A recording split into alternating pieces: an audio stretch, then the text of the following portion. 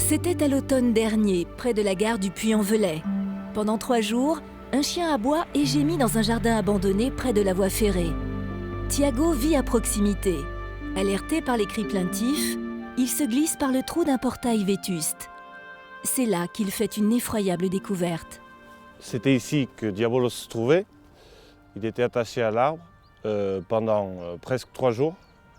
Il était dans un état déplorable. On a coupé la ficelle. Dès qu'on a enlevé ça au chien, on a donné de l'eau. Il ne s'est pas arrêté. Presque 3 litres d'eau. Il les a bu.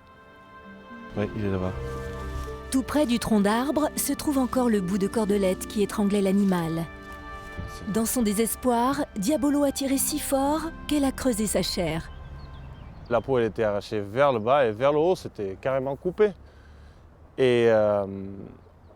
Et le chien, il regardait d'en bas vers le haut. Il avait tellement mal déjà qu'il regardait du bas vers le haut. Il n'arrivait pas à lever la tête. Il était tellement maigre, tellement affaibli qu'il n'arrivait même pas à regarder. Voilà. Et on était tous les deux en état de choc. Moi et ma copine, on était vraiment... on ne savait pas quoi faire. Dès que j'ai pu, je l'ai amené au vétérinaire et je l'ai laissé là-bas. C'est ici que Diabolo a été soigné.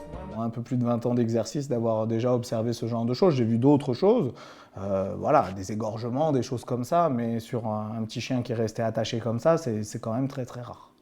Et on peut penser que s'il avait continué, effectivement, il se serait saigné, hein, que les jugulaires étaient vraiment pas loin, effectivement, de se rompre. Et s'il en avait sectionné une, ça aurait suffi, effectivement, pour le perdre.